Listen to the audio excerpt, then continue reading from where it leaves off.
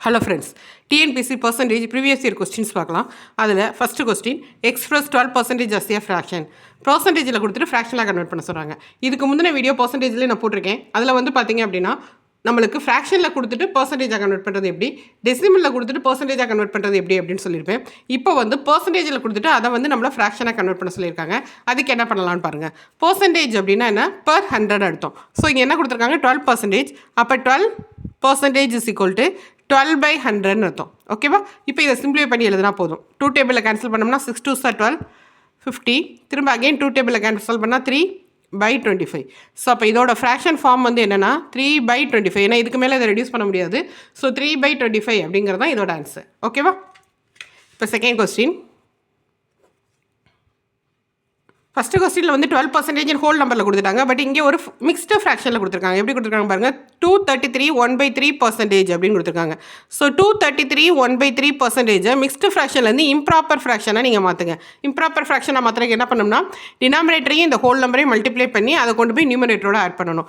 So 233 × 3 வந்து உங்களுக்கு 699. அதோட ஒன்று ஆட் பண்ணோம் அப்படின்னா நம்மளுக்கு 700 அப்படின்னு வரும். ஸோ அப்போ 700 by இந்த டினாமினேட்டர் பர்சன்டேஜ்.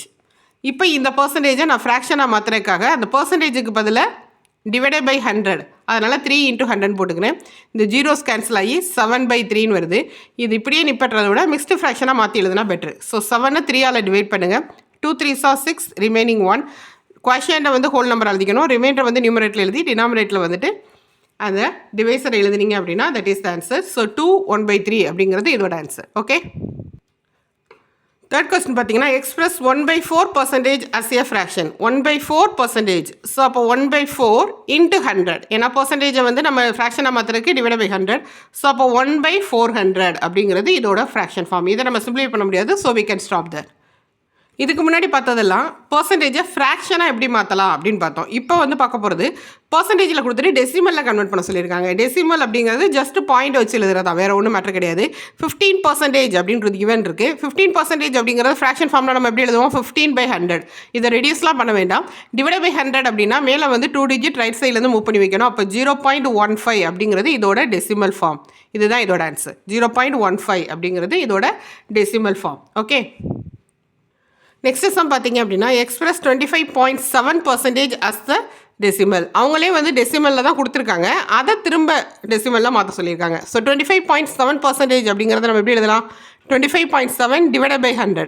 நான் சொன்னது என்ன சொன்னேன், 100 டிவைட் பண்ணோம்னா ரைட் சைட்லேருந்து 2 டிஜிட் நீங்கள் மூவ் பண்ணணும். ரைட் சைட்லேருந்து 2 டிஜிட் மூவ் பண்ணுறப்ப 0.257. ரைட் சைட்லேருந்து 2 டிஜிட் லெஃப்ட் பக்கம் மூவ் பண்ணணும். ரைட் சைடு மூவ் பண்ணிடாதீங்க. டிவைடட் பைனா இங்கிட்ட லெஃப்ட்டில் மூவ் பண்ணணும். மல்டிப்ளைனா ரைட்டில் மூவ் பண்ணணும். ஸோ இங்கிட்ட லெஃப்ட்டில் மூவ் பண்ணோம் அப்படின்னா 0.257 2 டிஜிட் மூவ் பண்ணணும். 2 டிஜிட் மூவ் பண்ணுறப்ப பாயிண்ட் வந்து இங்கேருந்து இங்கே மூவ் ஆயிடுது. ஸோ 0.257 அப்படிங்கிறது இதோட ஆன்சர். ஓகே.